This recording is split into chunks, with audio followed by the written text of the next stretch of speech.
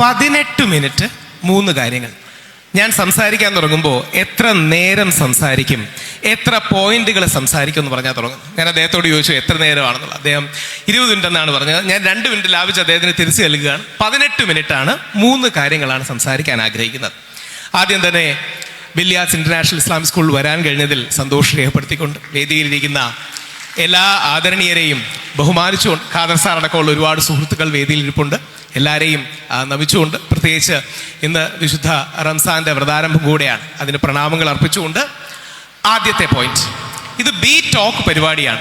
ഞാൻ ടോക്കല്ല, ടോക്കിംഗ് ചെയ്യുന്ന വ്യക്തിയാണ്. ടോക്കും ടോക്കിങ്ങും തമ്മിലുള്ള വ്യത്യാസം എന്ന് പറഞ്ഞാൽ, പൊതുവേ ഒരാൾ വന്ന് സംസാരിച്ച് നമ്മൾ കേൾക്കുന്നതാണ് സ്പീച്ചസും ടോക്സും അല്ല. എൻ്റെ ഈ 18 മിനിറ്റ്, അതായത് ഇനിയും വരുന്ന ഏകദേശം 17.5 മിനിറ്റ് നമ്മൾ ടോക്കിംഗ് ആയിരിക്കും ചെയ്യുന്നത്. ടോക്കിംഗ് എന്ന് പറയുന്നത് ഞാനായിട്ട് ഇവിടെ പ്രസംഗിക്കുകയല്ല. ഞാൻ രാവിലെ കുറച്ച് ഗിഫ്റ്റുകൾ നിങ്ങൾക്ക് വേണ്ടി മേടിച്ചിട്ടുണ്ട്. ഞാൻ ചോദ്യങ്ങൾ ചോദിക്കുകയും ചില പോയിന്റുകൾ പറയുകയും നിങ്ങളതിവിടെ വന്ന് പറഞ്ഞാൽ നിങ്ങൾക്ക് പാർക്കർ പേന, ഡയറി തുടങ്ങിയ സാധനങ്ങളൊക്കെ ഇവിടെ നിന്ന് ഗിഫ്റ്റായി കിട്ടുകയും ചെയ്യും. ആർക്ക് വേണമെങ്കിലും മേളിലോട്ട് ഫ്രണ്ടിലോട്ട് വന്നിട്ട് പറയാം, നിങ്ങൾക്കതിൻ്റെ കാര്യങ്ങൾ മേടിക്കുകയും ചെയ്യാം. ഒരുപക്ഷെ എന്നെ ഇൻട്രൊഡ്യൂസ് ചെയ്തപ്പോൾ ഇവിടെ സോഷ്യൽ ആക്ടിവിസ്റ്റ് എന്നൊക്കെയാണ് ഇൻട്രൊഡ്യൂസ് ചെയ്തത്. പക്ഷേ യഥാർത്ഥത്തിൽ അങ്ങനെയാണ് നാട്ടുകാരറിയുന്നത്. എൻ്റെ യഥാർത്ഥത്തിലുള്ള മേഖല എഡ്യൂക്കേഷനാണ്. കേരളത്തിലെയും ഇന്ത്യയിലെയും CBSE സ്കൂളുകൾക്ക് വേണ്ടി അവരുടെ ഏറ്റവും പ്രധാനപ്പെട്ട പാർട്ട്നേഴ്സിലൊന്നാണ് ഞങ്ങളുടെ ഓർഗനൈസേഷൻ്റെ പേര് ലൈഫോളജി എന്നാണ്. നമ്മൾ ഒരു ഗിന്നസ് ലോക റെക്കോർഡ് നേടിയ ഓർഗനൈസേഷനാണ് കരിയർ മാനേജ്മെൻറ്റിൽ. അപ്പോൾ ഇന്ത്യയിൽ അങ്ങോളം ഇങ്ങോളം കേരള ഗവൺമെൻറ്റിൻ്റെ ASAP പോലത്തുള്ള പ്രൊജക്ട്സ് ഞങ്ങൾ 5 വർഷം ചെയ്തത്. ഇപ്പം കേരള ഗവൺമെൻറ്റിൻ്റെ KKEM പ്രൊജക്റ്റ്, ദുബായ് ഗവൺമെൻറ്റിൻ്റെ എമിറേറ്റൈസേഷൻ പ്രൊജക്റ്റ് ഒക്കെ ഞങ്ങളാണ് ചെയ്യുന്നത്. ഫിൻലാൻഡ് എഡ്യൂക്കേഷനുമായി ചേർന്നുകൊണ്ട് ഇന്ത്യയിൽ ഫിൻലാൻഡ് എഡ്യൂക്കേഷൻ കൊണ്ടുവരാൻ വേണ്ടി കഴിഞ്ഞ വർഷം 2023 ഞാനാണ് ഫിൻലാൻഡിലേക്ക് പോയത്. അപ്പം ശരിക്കും വിദ്യാഭ്യാസമാണ് എൻ്റെ മേഖല. അങ്ങനെയല്ല നാട്ടുകാരനെ അറിയുന്നെങ്കിലും ഇതാണ് യഥാർത്ഥത്തിൽ എൻ്റെ മേഖല. അത് അറിഞ്ഞുകൊണ്ടല്ല വിളിച്ചതെന്നുള്ളതാണ്. ആദ്യത്തെ പോയിന്റ്, അതൊരു ചോദ്യമാണ്. ആ ചോദ്യത്തിന് ആരാണ് ഉത്തരം എന്ന് പറയുന്നതെന്ന് പറഞ്ഞാൽ നമ്മുടെ ആദരണീയനായ ലീഡർ അദ്ദേഹം ഇവിടെ ഇരിപ്പുണ്ട്. അദ്ദേഹത്തിൻ്റെ പേരും രസകരമായ ബീഗോ എന്നാണ് അദ്ദേഹം എന്നോട് പറയുകയുണ്ടായ അദ്ദേഹത്തിൻ്റെ ഷോപ്പ്. അദ്ദേഹത്തിൻ്റെ ഇന്ന് ഗിഫ്റ്റ് കിട്ടുന്നതായിരുന്നു. ഞാൻ സ്കൂളിൽ പഠിച്ചിരുന്നപ്പോൾ, ഇവിടെ ഇരിക്കുന്ന എല്ലാവരും സ്കൂളിൽ പഠിച്ചിരുന്നപ്പോൾ ഞങ്ങളുടെ ടീച്ചർമാർ ഞങ്ങളോട് വന്ന് പറഞ്ഞിരുന്ന ഒരു വരി ഉപദേശം, 1 ലൈൻ അഡ്വൈസ്. നിങ്ങൾ എല്ലാവരും ശ്രദ്ധിച്ച് കാണും. ടീച്ചർമാർ 45 മിനിറ്റ് പീരീഡ് ഉണ്ടെങ്കിൽ 30 മിനിറ്റ് ക്ലാസ് എടുക്കും, 15 മിനിറ്റ് ഉപദേശിക്കും, അല്ലേ? ടീച്ചർമാർ എങ്ങനെയാണ്? ചില ടീച്ചർമാർ 15 മിനിറ്റ് ക്ലാസ് എടുക്കും, 30 മിനിറ്റ് ഉപദേശിക്കും. ടീച്ചർമാർ നമ്മളെ നന്നാക്കാനും മെന്റർ ചെയ്യാനും വേണ്ടിയാണ് ചെയ്യുന്നത്. എൻ്റെ സ്കൂളിൽ പഠിച്ചിരുന്ന കാലത്ത് ഞങ്ങളുടെ ടീച്ചർമാർ ഞങ്ങളോട് വന്ന് പറഞ്ഞിരുന്ന കാര്യം, കുട്ടികളെ, നിങ്ങൾക്കെല്ലാം ഒരേപോലെയാണ് ദൈവം കഴിവ് തന്നിരിക്കുന്നത്. ഇത് കണ്ടെത്തി അതായത് നിങ്ങൾക്ക് എല്ലാവർക്കും ഒരേപോലെയാണ് കഴിവ് തന്നിരിക്കുന്നത്. ഇത് നിങ്ങൾ എങ്ങനെ ഉപയോഗിക്കുന്നു അതിനനുസരിച്ചാണ് ജീവിതത്തിലെ മാറ്റമല്ല. ഇങ്ങനൊരു ഉപദേശം കേട്ടാണ് നമ്മളെല്ലാം സ്കൂളിൽ നിന്ന് ഒരുപക്ഷെ ഇറങ്ങിയിട്ടുണ്ടാകും. എന്നാൽ ഇന്നത്തെ ടീച്ചർമാർ, നാളെയുടെ ടീച്ചർമാർ, ഇന്നിൻ്റെ ടീച്ചർമാർ അങ്ങനെ ഒരു വരി ഉപദേശമല്ല കൊടുക്കുന്നത്. ആ ഉപദേശം എന്ന് പറഞ്ഞാൽ ഇന്നത്തെ ടീച്ചർമാർ കൊടുക്കുന്നത്, കുട്ടികളെ, നിങ്ങൾ ഓരോരുത്തർക്കും ഓരോ കഴിവാണ് ദൈവം തന്നിരിക്കുന്നത്, അത് കണ്ടെത്തി വളർത്തുന്നതാണ് പ്രധാനം. ഞങ്ങൾ പഠിച്ചിരുന്നപ്പം കേട്ടത്, നിങ്ങൾ എല്ലാവർക്കും ഒരേപോലെയാണ് ദൈവം കഴിവ് തന്നിരിക്കുന്നത്, അത് നിങ്ങൾ എങ്ങനെ ഉപയോഗിക്കുന്നു അതാണ് പ്രധാനമെന്നാണ്. ഇന്ന് പറയുന്നത്, നിങ്ങൾ ഓരോരുത്തർക്കും ഓരോ കഴിവാണ് ദൈവം തന്നിരിക്കുന്നത്, അത് കണ്ടെത്തി വളർത്തുകയാണ് പ്രധാനമെന്നാണ്. ഈ 2 മലയാളം വരികളുടെ വ്യത്യാസം ആദ്യം എന്ന് പറയുന്ന ആൾക്ക് ഒരു പാർക്കർ പേനയും ഒരു ഡയറിയും നമ്മുടെ സാറിൻ്റെ ഇന്ന് ഗിഫ്റ്റ് കിട്ടുന്ന ആർക്ക് വേണമെങ്കിലും വരാം. 2 സിമ്പിൾ മലയാളം വരികൾ. ഈ മലയാളം വരികളുടെ വ്യത്യാസം പേരൻസിന് വരാം, ടീച്ചേഴ്സിന് വരാം, വിദ്യാർത്ഥികൾക്ക് വരാം. ഈ 2 സിമ്പിൾ മലയാളം വരികളുടെ വ്യത്യാസം ആരാണ് ഈ വേദിയിൽ ആദ്യം എന്ന് പറയുന്നതെന്ന് പറഞ്ഞാൽ അവർക്ക് ഈ 2 ഗിഫ്റ്റ് കിട്ടുന്നതായിരിക്കും. കൈ പൊക്കണ്ട, എന്നെ നോക്കണ്ട, നിങ്ങൾക്ക് മുമ്പിലോട്ട് വന്ന് പറയാം. ഇനി എനിക്ക് ഏകദേശം 14 മിനിറ്റ്. ആരാ വന്ന് പറയുന്നു? ആർക്ക് വേണമെങ്കിൽ ഒന്ന് പറയാം, പ്ലീസ് പ്ലീസ്. ഈ 2 വരികളുടെ വ്യത്യാസം എന്താണ്? പ്രോപ്പർ അറിയില്ല എൻ്റെ ഒരു ഇതില്. അപ്പോൾ ആദ്യത്തെ ഇതില് എല്ലാവർക്കും ഒരേ കഴിവ്, അപ്പൊ എല്ലാരെയും ഡിഫറെൻ്റ് ആയിട്ട് ഒരു ഇത് കൊടുത്തിട്ടുണ്ടാവില്ല, മേഖല കുറവായിട്ടുണ്ടാവും മേ ബി. അപ്പൊ എല്ലാവരും ആ ഒരേ മേഖലയിൽ എല്ലാവരും ഒന്നിച്ച് ഒരടുത്ത് ഇതായിക്കോട്ടെ എന്ന് വിചാരിച്ചിട്ടുണ്ടാവും. ഇപ്പോഴത്തെ ഇതിലെന്ന് പറഞ്ഞെങ്കിൽ ഓരോ സ്റ്റുഡൻസിനും ഓരോരോ അബിലിറ്റീസ് ഉണ്ട്. എല്ലാ സ്റ്റുഡൻസും ഡിഫറെൻ്റ് ആണ്. ഒരാൾ ഒരു ഷോയിലാണെങ്കിൽ മറ്റൊരാൾ വേറൊരു ഇതിലായിട്ടുണ്ടാവും, സ്മാർട്ടായിട്ടുണ്ടാകുന്നത്. അപ്പോൾ ഇപ്പോൾ ഓപ്പർച്യൂണിറ്റീസ് കൂടുതലാണ്. അപ്പോൾ എല്ലാ മേഖലയിലേക്ക് ഓരെത്തിക്കണം. അതിനോണ്ട് ഡിഫറെൻ്റ് ആയിട്ട് ഓരെ പറക്കാൻ അനുവദിക്കുന്നത്. സാർ ഇത് ഗിഫ്റ്റ് ആയി കൊടുക്കുക. ടീച്ചറാണോ എടുത്തത്? ടീച്ചറിന്റെ പേര് മാനാസ് മാഡത്തിന് ഒരു നല്ല ടീച്ചർ പറഞ്ഞതാണ് അതിന്റെ ക്രക്സ്. ഇത് യഥാർത്ഥത്തിൽ താങ്ക് യു. ഇത് യഥാർത്ഥത്തിൽ ആധുനിക വിദ്യാഭ്യാസത്തിന്റെ അടിസ്ഥാനമാണ് ടീച്ചർ പറഞ്ഞത്. ഇതേ വരികളാണ് ഡോക്ടർ APJ അബ്ദുൽ കലാം അദ്ദേഹത്തിന്റെ ഭാഷയിൽ പറയുന്നത്. ആധുനിക വിദ്യാഭ്യാസ സമ്പ്രദായത്തിന്റെ അടിസ്ഥാന വാക്ക്, ഈ വാക്ക് യുണീക്ക്നെസ് എന്നുള്ള വാക്കാണ്. അതായത് ഓരോ വ്യക്തിയും യുണീക്കാണ്, ഡിഫറെൻ്റ് ആണ്, ടീച്ചർ പറഞ്ഞതുപോലെ സ്പെഷ്യലാണ്. ഇത് കണ്ടെത്തി വളർത്തലാണ് പ്രധാനം. ഇനി എന്തുകൊണ്ടാണ് ഇത് പറയുന്നതിൻ്റെ കാര്യം എന്ന് പറഞ്ഞാൽ, ഒരു 300 വർഷം നമ്മൾ ബ്രിട്ടീഷുകാർ, അമേരിക്കക്കാർ, ലോക വിദ്യാഭ്യാസ സമ്പ്രദായം ജോൺ ലോക്ക് എന്ന് പറയുന്ന ഒരു പാശ്ചാത്യ ചിന്തകനെയാണ് പിന്തുടരുന്നത്. ടീച്ചർമാർ BEdൽ ജോൺ ലോക്കിനെ കുറിച്ച് പഠിക്കും. ജോൺ ലോക്ക് വിശ്വസിച്ചിരുന്നത് ഞാനും നിങ്ങളുമെല്ലാം ജനിക്കുമ്പോൾ ഈ വെള്ള പേപ്പർ പോലെയാണ് ജനിക്കുന്നതെന്നാണ്. നമ്മുടെ എക്സ്പീരിയൻസ്, എഡ്യൂക്കേഷൻ, എൻവയോൺമെന്റ്, നിങ്ങളുടെ അനുഭവം, നിങ്ങളുടെ വിദ്യാഭ്യാസം, നിങ്ങളുടെ സാഹചര്യങ്ങൾ, ഇത് കാരണം മാത്രമാണ് ഈ വെള്ള പേപ്പർ വ്യത്യാസപ്പെടുന്നത് എന്ന ധാരണയിലാണ് നമ്മൾ ഏകദേശം 300 വർഷം, നമ്മളെന്ന് പറഞ്ഞാൽ ഈ ലോകം 300 വർഷം വിദ്യാഭ്യാസത്തെ കണ്ടിരുന്നത്. അതാണ് പണ്ട് ടീച്ചർമാർ പറയുന്നത്, മക്കളെ നിങ്ങളെല്ലാം ഈ വെള്ള പേപ്പറെ പോലെയാണ്, ഇത് നിങ്ങൾ എങ്ങനെ എഴുതുന്നു എന്നുള്ളതാണ് പ്രധാനം. എന്നാൽ കഴിഞ്ഞ നൂറ്റാണ്ടിൽ 2 ശാസ്ത്ര ശാഖകൾ ഉണ്ടായി ഈ വെള്ള പേപ്പർ സിദ്ധാന്തത്തെ, പാരഡൈമിനെ, ചിന്തയെ ചലഞ്ച് ചെയ്യാൻ. ഒന്നാണ് സൈക്കോളജി, 2 ജനറ്റിക് എഞ്ചിനീയറിംഗ്. അടുത്തൊരു ചോദ്യം കൂടെ നിങ്ങളോട് ചോദിക്കാം. ജനിക്കുന്ന നിമിഷം മുതൽ നമ്മൾ 100 കുട്ടികളെ എടുക്കുക. ആ 100 കുട്ടികൾക്ക് ഒരേ ആഹാരം, ഒരേ സ്കൂൾ, ഒരേ യൂണിഫോം, ഒരേ പഠനം, ഒരേ ടീച്ചർമാരെ കൊടുത്താൽ 18 വയസ്സാകുമ്പോൾ അവർ ഒരേപോലെ ഇരിക്കൂ? അവർ കേട്ടതെല്ലാം ഒന്ന്, കണ്ട സിനിമകളൊന്ന്, പഠിച്ച പുസ്തകങ്ങളൊന്ന്, വായിച്ച കാര്യങ്ങളൊന്ന്, പോയ സ്കൂളൊന്ന്, പഠിപ്പിച്ച ടീച്ചർമാരൊന്ന്, ഇട്ട വസ്ത്രങ്ങളൊന്ന്, ഇതെല്ലാം ഒന്നാണെങ്കിൽ പോലും 18 വയസ്സാകുമ്പോൾ അവർ ഒരേപോലെ ഇരിക്കൂ? ഇല്ല. ഓരോരുത്തർക്കും അവരുടേതായ ദൈവം തന്ന, പടച്ചവൻ തന്ന, അള്ളാഹു തന്ന, യഹോവ തന്ന, പ്രകൃതി തന്ന പേരെന്ത് വിളിച്ചാലും ആ യുണീക്നെസ് എന്ന് പറയുന്ന ഒരു കാര്യം ദൈവകൽപിതമായി, പ്രകൃതി കൽപിതമായി ലഭിക്കുന്നുണ്ട്. ആ യുണീക്നെസ്സിനെ കണ്ടെത്തുകയാണ് ആധുനിക വിദ്യാഭ്യാസത്തിന്റെ അടിസ്ഥാനം. എനിക്ക് doctor APJ Abdul Kalam president ആയിരുന്നപ്പോൾ ഐ ഹാഡ് ദി ഓപ്പർച്യൂണിറ്റി അദ്ദേഹത്തിന്റെ 2 പരിപാടികൾ ഹോസ്റ്റ് ചെയ്യാനുള്ളൊരു ഭാഗ്യം ലഭിച്ചിട്ടുണ്ട്. അദ്ദേഹം ഇതേപോലത്തുള്ള വേദികളിൽ സ്കൂളിലും കോളേജിലും ഒക്കെ ചെല്ലുമ്പം വിദ്യാർത്ഥികളെ എണീപ്പിച്ച് നിർത്തി നെഞ്ചിൽ കൈവച്ച് പ്രതിജ്ഞ എടുപ്പിക്കും. I am unique, I will discover my uniqueness.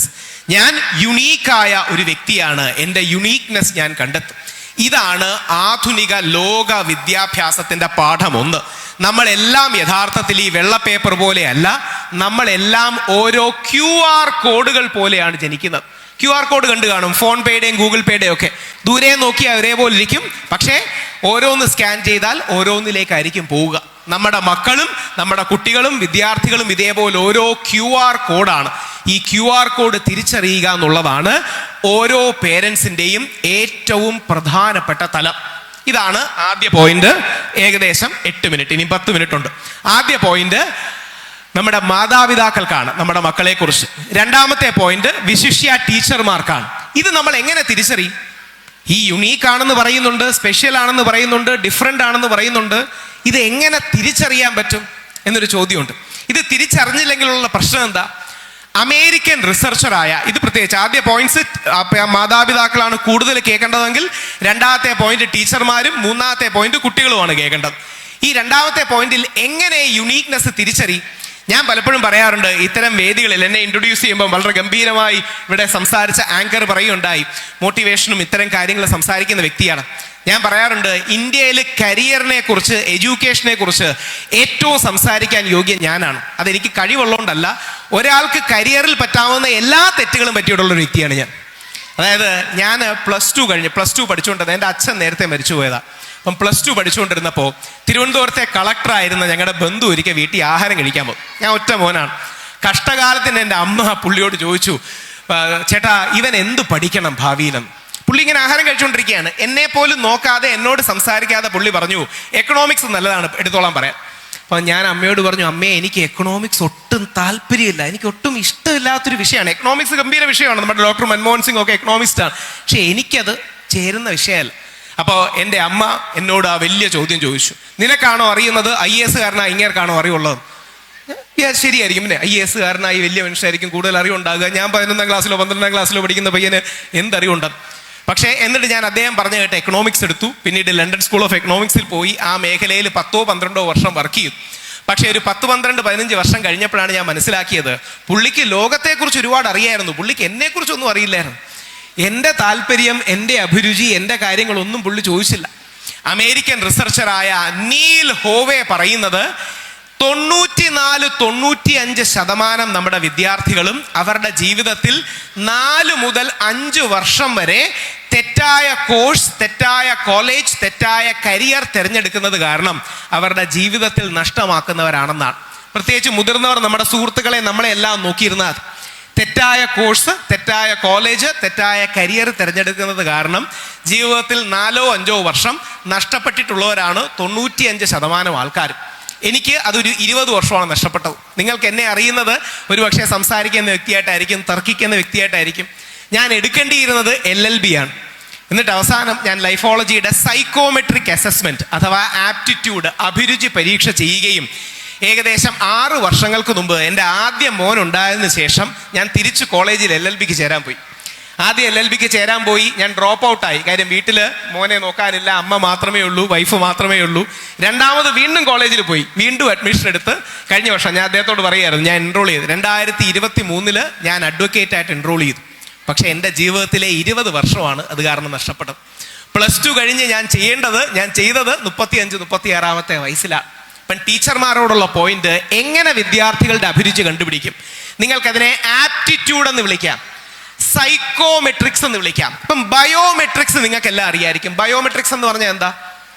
Biometrics, Aadhaar എടുക്കാൻ പോകുമ്പോൾ നമ്മൾ നമ്മുടെ ഫിംഗർ പ്രിന്റ്സും റെറ്റിനയൊക്കെ കൊടുക്കാറുണ്ട് അല്ലേ?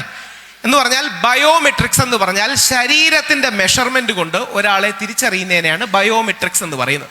അപ്പൊ സൈക്കോമെട്രിക്സ് എന്തായിരിക്കും? അത് പറയുന്ന ആൾക്ക് അടുത്ത പുസ്തകവും അടുത്ത പേനയും ഖാദർ സാർ തരുന്നതായിരിക്കും. സൈക്കോമെട്രിക്സ് എന്തായിരിക്കും? ഇത് ചോദിക്കുന്നതിന്റെ കാര്യം എന്താ അറിയാമോ? കൂടുതൽ ആൾക്കാർ വേദിയിലോട്ട് വന്ന് ആ സ്റ്റേജിനെ സ്വീകരിക്കാനും സ്റ്റേജിനെ ഓൺ ചെയ്യാനും തയ്യാറാകണം. ആർക്ക് വേണമെങ്കിൽ പറയാം. ബയോമെട്രിക്സ് എന്ന് പറഞ്ഞാൽ ശരീരത്തിന്റെ പ്രത്യേകതകൾ കൊണ്ടൊരു വ്യക്തിയെ കണ്ടുപിടിക്കലാണ്. അപ്പൊ എന്തായിരിക്കും സൈക്കോമെട്രിക്സ്? എന്തായിരിക്കും സൈക്കോമെട്രിക്സ്? ആർക്ക് വേണമെങ്കിൽ വേദിയിലോട്ട് ഒന്ന് പറയാം. ആർക്ക് വേണമെങ്കിലും വരാം. വന്നില്ലെങ്കിൽ ഞാൻ വെയിറ്റ് ചെയ്യാൻ തയ്യാറാണ്. ഞാൻ പുള്ളിയോട് 2 മിനിറ്റ് എക്സ്ട്രാ ചോദിച്ച് വീണ്ടും സംസാരിക്കുകയും ചെയ്യും. 12 മിനിറ്റായി, ഇനി 6 മിനിറ്റേ എനിക്കുള്ളൂ. ബയോമെട്രിക്സ് എന്ന് പറഞ്ഞാൽ ശരീരത്തിന്റെ മെഷർമെന്റ് വെച്ച് ഒരാളെ കണ്ടെത്തുകയാണ്. സൈക്കോമെട്രിക്സ് എന്തായിരിക്കും?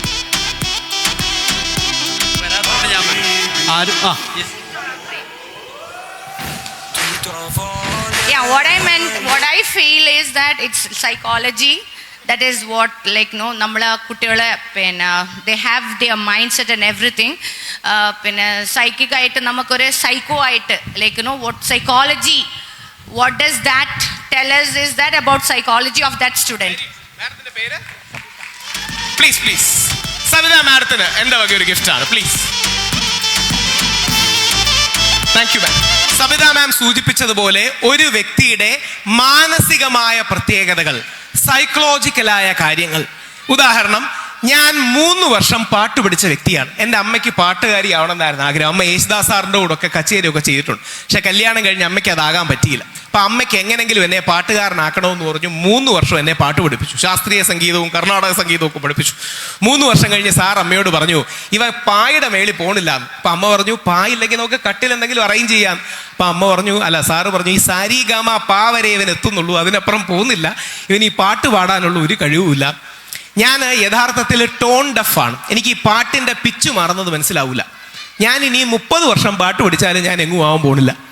അതുപോലെ നമ്മുടെ മക്കൾക്ക് ശക്തികളുള്ള മേഖല കാണും, ദൗർബല്യങ്ങളുള്ള മേഖല കാണും. ഇതിൽ ശക്തികളുള്ള മേഖല എങ്ങനെ കണ്ടെത്താം എന്നുള്ളതിനെയാണ് നമ്മൾ സൈക്കോമെട്രിക്സ്, ആപ്റ്റിറ്റ്യൂഡ് തുടങ്ങിയ വാക്കുകളിൽ പറയുന്നത്. നിർബന്ധമായും, പ്രത്യേകിച്ച് for teachers, psychometrics is a modern 21st century tool that can identify the strengths of the students. ഓരോ വിദ്യാർത്ഥിയുടെയും ശക്തി ദൗർബല്യങ്ങൾ തിരിച്ചറിഞ്ഞ് അവരെ ഗൈഡ് ചെയ്യാനുള്ള മെക്കാനിസമാണ്. ടീച്ചർമാരെല്ലാം ഇപ്പൊ CBSE സ്കൂൾസ് എല്ലാം ഞങ്ങളാണ് CBSEക്ക് വേണ്ടി സൈക്കോമെട്രിക് കാര്യം ഇംപ്ലിമെന്റ് ചെയ്തത്. PM3 സ്കൂളുകൾക്ക് വേണ്ടി ഞങ്ങളാണ് ഇംപ്ലിമെന്റ് ചെയ്യുന്നത്. ജവഹർ നവോദയ വിദ്യാലയങ്ങൾക്ക് വേണ്ടി ഞങ്ങളാണ് ഇംപ്ലിമെന്റ് ചെയ്യുന്നത്. നിർബന്ധമായിട്ടും സൈക്കോമെട്രിക് അസസ്മെന്റ് എടുക്കണം. 500-600 രൂപ വ്യത്യാസമേ ഉള്ളൂ. ഈ 500-600 രൂപ എൻ്റെ അമ്മ ചെലവാക്കാത്തതുകൊണ്ടാണ് എനിക്ക് 20 വർഷം നഷ്ടപ്പെട്ടത്. കൂടി വന്നാൽ ഇപ്പം 1000 രൂപയ്ക്കാണ്. ഈ 1 മണിക്കൂർ കൗൺസിലിങ്ങും കോച്ചിങ്ങും ഈ അസസ്മെന്റ് ടെസ്റ്റും അന്ന് എനിക്കും എൻ്റെ അമ്മയ്ക്കും എടുക്കാൻ അറിയില്ലായിരുന്നു. അതുകൊണ്ടാണ് എൻ്റെ 20 വർഷം. ഞാൻ ഒരുപക്ഷെ അന്ന് അഡ്വക്കേറ്റായി പോയെങ്കിൽ ഇന്ന് സുപ്രീം കോടതിയിൽ ഒരു സീനിയർ അഡ്വക്കേറ്റോ ഹൈക്കോടതിയിൽ സീനിയർ അഡ്വക്കേറ്റോ ആയി പോയിന്. ഈ 20 വർഷം എനിക്ക് നഷ്ടപ്പെട്ടതുപോലെ നമ്മുടെ മക്കൾക്കും വരും തലമുറകൾക്കും നഷ്ടപ്പെടരുത്. അതുകൊണ്ട് ആ വാക്ക് ഓർത്തിരിക്കുക, സൈക്കോമെട്രിക്സ്.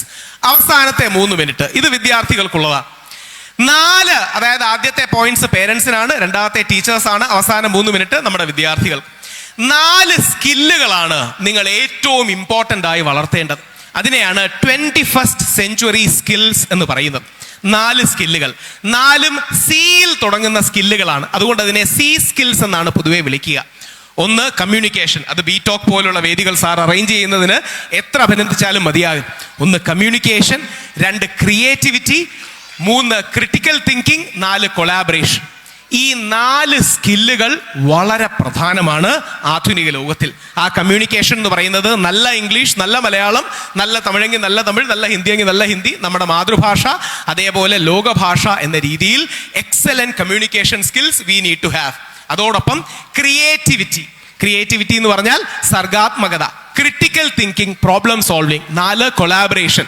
ഈ സ്കില്ലുകളാണ് ഏറ്റവും വേണ്ടത്. അപ്പൊ ഈ കമ്മ്യൂണിക്കേഷൻ എന്ന് പറയുമ്പോൾ ഇംഗ്ലീഷ് ഭാഷയിലെ ഏറ്റവും നീളം കൂടിയ വാക്ക് ഏതാണ്? അത് പറയുന്ന വിദ്യാർത്ഥിക്ക്, ഏതെങ്കിലും വിദ്യാർത്ഥിക്ക് പറയുകയാണെങ്കിൽ അടുത്ത ഡയറിയും പേന ആ വിദ്യാർത്ഥിക്കാണ്.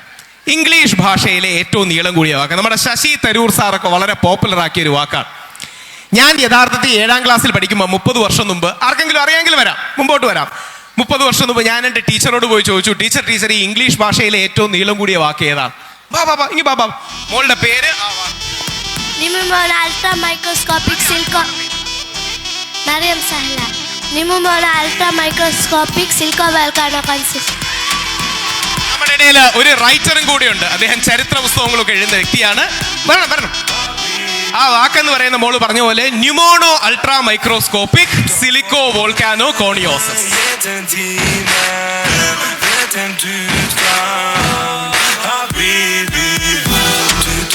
അല്ലെങ്കിൽ നോർമൽ ഇംഗ്ലീഷിലെ ഏറ്റവും വലിയ വാക്ക് ഫ്ലോസി നോസി നിഹിലി ഫിലിഫിക്കേഷൻ എന്ന വാക്കാണ്. രണ്ടാമത് ഏറ്റവും വലിയ വാക്ക് ഹോണോറിഫിക്കാബിലിറ്റ്യൂഡിനി ടാറ്റിബസ് എന്ന വാക്കാണ്. 30 വർഷം മുമ്പ് ഞാനിത് കണ്ടെത്താൻ 3 ആഴ്ച എടുത്തു. നിങ്ങളിപ്പോ എത്ര നേരം എടുക്കും? 3 സെക്കൻഡ്. 30 വർഷം മുമ്പ് ഇത് കണ്ടെത്താൻ ഞാൻ 3 ആഴ്ച എടുത്തു. ഇന്ന് നിങ്ങൾ എടുക്കുന്നത് വെറും 3 സെക്കൻഡ് മാത്രമാണ്. നിങ്ങൾ ജീവിക്കുന്ന ലോകം ഗൂഗിളും വിക്കിപീഡിയയും ChatGPTയും ഇൻഫർമേഷൻ എക്സ്പ്ലോഷനുള്ള ഒരവസരമാണ്. അതിനെ മാക്സിമം ലെവറേജ് ചെയ്ത് മുമ്പോട്ട് പോകാൻ നിങ്ങൾക്ക് കഴിയണം. എൻ്റെ 18 മിനിറ്റായി, 1 മിനിറ്റും കൂടെ എടുത്ത് ഞാൻ കൺക്ലൂഡ് ചെയ്യാം. അപ്പൊ അതുകൊണ്ട് ലോകം ഒരുപാട് മാറി. ആ മാറുന്ന ലോകത്തിൽ അറിവ്, കഴിവ്, മനോഭാവം, attitude, skill, knowledge and habit, ഈ 4 കാര്യങ്ങൾ ഇൻകൾക്കേറ്റ് ചെയ്ത് നമ്മുടെ കുട്ടികളെ മികച്ച ഇന്ത്യക്കാരും മികച്ച ലോക പൗരന്മാരുമാക്കാൻ ഏറ്റവും അടിസ്ഥാനം നമ്മുടെ സ്കൂൾ വിദ്യാഭ്യാസമാണ്. ഞാൻ വെബ്സൈറ്റിലൂടെ ഒക്കെയാണ് നോക്കിയത്. ബില്യാർഡ്സ് ഇന്റർനാഷണൽ ഇസ്ലാമിക് സ്കൂൾ അതേപോലെ ഒരുപാട് ആക്ടിവിറ്റീസ് ചെയ്യുന്നതിൽ വളരെയധികം സന്തോഷമുണ്ട്. കുട്ടികളുടെ ആ activity oriented learning and for teachers these things are called gamification. അതായത് ഏതെങ്കിലും സിമ്പിൾ ഒരു ഗെയിം നമ്മുടെ ക്ലാസ്സിലേക്ക് വെക്കുക, അവർക്ക് ചെറിയ ഗിഫ്റ്റ് കൊടുക്കുക. മഞ്ചായിരിക്കാം, പെർക്കായിരിക്കാം, പേനയായിരിക്കാം. The important thing is they should come forward and take it. ആർക്കെങ്കിലും വന്ന് പരാജയം പറ്റണം, ആർക്കെങ്കിലും വന്ന് വിജയം പറ്റണം. നേരത്തെ ഒരു മോള് പ്രസംഗിച്ചതുപോലെ failure is a part of success. ശരിക്കും ഏറ്റവും മികച്ച PhD-കാർ പറയേണ്ട വാക്യമാണ് ആ മോള് പറഞ്ഞത്, failure is a part of success. അതുകൊണ്ട് ആ രീതിയിൽ ഏറ്റവും നന്നായി പോകുന്ന ഈ സ്കൂളിന് അഭിവാദ്യങ്ങൾ. ഇത് കേരളത്തിൻ്റെയും ഇന്ത്യയുടെയും അഭിമാനമായി ബില്യാർഡ്സ് ഇന്റർനാഷണൽ സ്കൂൾ മാറുമെന്ന കാര്യത്തിൽ എനിക്ക് സംശയമില്ല. അതിൻ്റെ സാരഥികൾക്ക്, അതിൻ്റെ ലീഡേഴ്സിന് എല്ലാവിധ പ്രണാമങ്ങളും അർപ്പിച്ചുകൊണ്ട് all the best. God bless.